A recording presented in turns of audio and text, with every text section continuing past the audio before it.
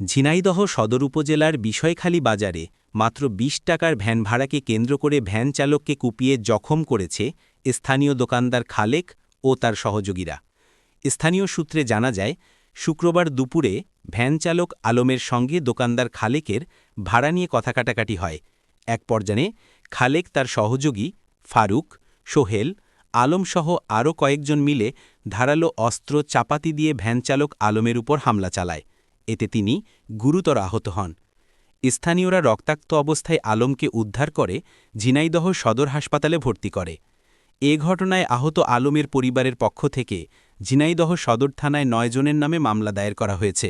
এদিকে পুলিশ জানায়, ঘটনাটি তদন্ত করা হচ্ছে এবং জড়িতদের গ্রেফতারের চেষ্টা চলছে।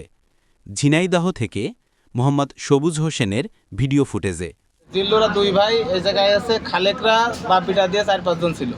৪-৫ জন, তখন তো বৃষ্টি হচ্ছিল, আমি এসে দোকান খুললাম, দোকান খুলে দোকানে ঢুকেছি। এবং জিল্লু দাঁড়ানো ছিল এই জায়গায়, আর আলম ছিল সাথে ছোটো ভাই। খালেকরা বাপিটা ওকে কাছে দাঁড়া ছিল 3টে, খালেকের হাতে ছিল 2টো, ওর ছেলের কাছেও দাঁড়া ছিল, পিট পাটকেল ছিল। ওরা দিয়ে জিল্লুতে এই জায়গায় মারামারি ঠেকানোর চেষ্টায় ছিল। ওর বড়ো ছেলের সাথে লাঠি নিয়ে কারাকারি হচ্ছিল আমার দোকানের সামনে।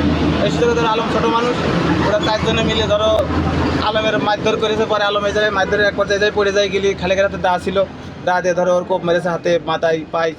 আরও অনেক লোক ছিল যায়, সবাই তো দেখেছে। আমি প্রথমে সিমেন্ট নিয়ে গেলাম 2 বস্তা, নিয়ে যাওয়ার পরে ভাড়া হয় 50 টাকা। এবার আমি সে জায়গায় ভাড়া চাইছি 40 টাকা ভাড়া চাইছি।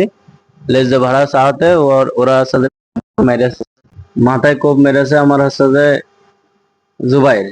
প্রথমে মাথায় কোপ মারে, কোপ মারার পরে বেটা আচ্ছা যে খালেক আসে হাতে কোপ মারতে গেছে, সেখন আমি ঠেকা দিয়ে আমার কোপ লেগেছে হাতে।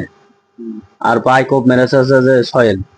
আরো পাশে অন্য বহুত লোক ছিল। তাদের নামগুলো বলেন তো। জাকির ছিল, নয়ন ছিল, তুহিন ছিল, আরো অন্যান্য লোক ছিল,